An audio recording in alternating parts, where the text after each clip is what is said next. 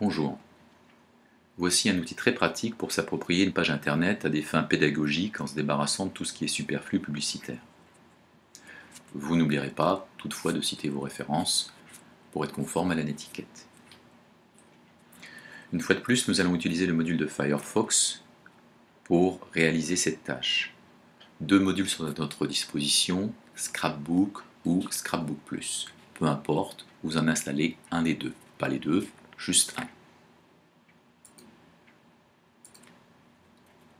Pour l'installation du module lui-même, je vous renvoie à un autre tuto intitulé « Microprogrammes pour se faciliter la vie ». Découvrons maintenant quelques fonctionnalités de ce module.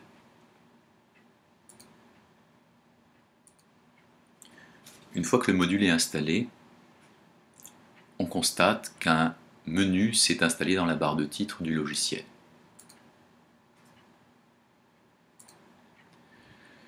Charger une page quelconque, ici j'ai choisi Courrier international, et la première chose à faire est de demander à Scrapbook de capturer cette page.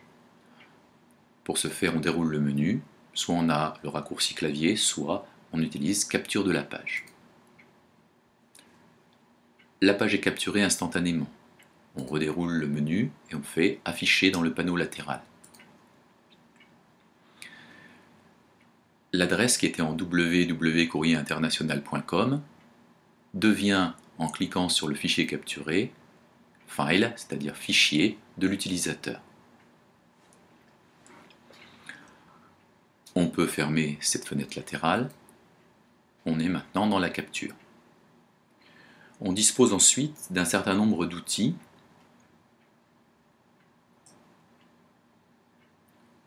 On peut avoir des outils de surlignage, de soulignage,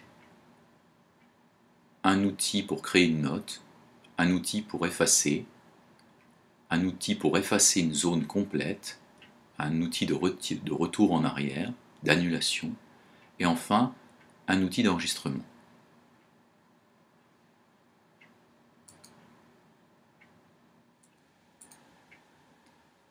Regardons déjà comment supprimer des zones complètes. Je clique sur l'outil suppression de zone.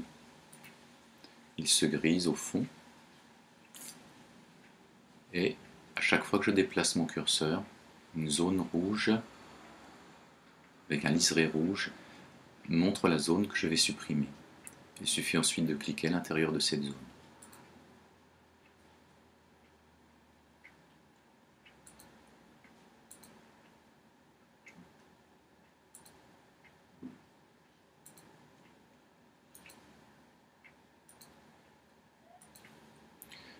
Vous voyez ici que j'ai supprimé toute la partie droite.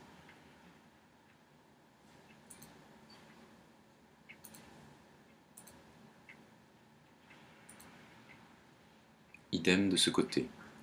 Je décide maintenant d'arrêter la suppression de zone. Je reclique donc une fois dans l'outil de suppression de zone. Le fond redevient blanc. Je vais sélectionner du texte pour le mettre en valeur. Je sélectionne mon texte et j'utilise un outil de surlignage. Je clique une fois. Le surlignage est effectué. Je décide de supprimer les petites lignes en italique. Je sélectionne cette zone et je vais sur l'outil gomme. La zone a disparu. Je décide de rajouter une note. Je clique sur l'outil de note. Créer une note autocollante. Exemple de note pour tuto Scrapbook.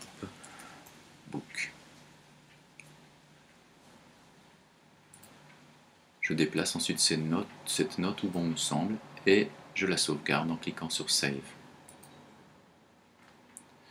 Je refais une autre note par exemple.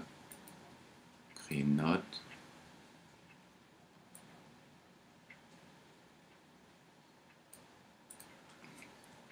Tirer de Courrier international. Je déplace la note, encore une fois, où bon me semble. Dans ce cas-là, je peux fort bien décider de supprimer cette ligne-là.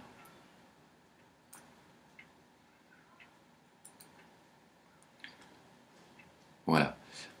Les possibilités sont infinies pour personnaliser. Si je décide de supprimer les autres zones, je refais la même chose. Je supprime une zone. Juste un morceau. Voilà, à vous d'expérimenter toutes les possibilités de scrapbook. Une fois que vous avez terminé, vous enregistrez le document. Je fais réapparaître ma barre latérale et voici à quoi peut ressembler la page une fois terminée.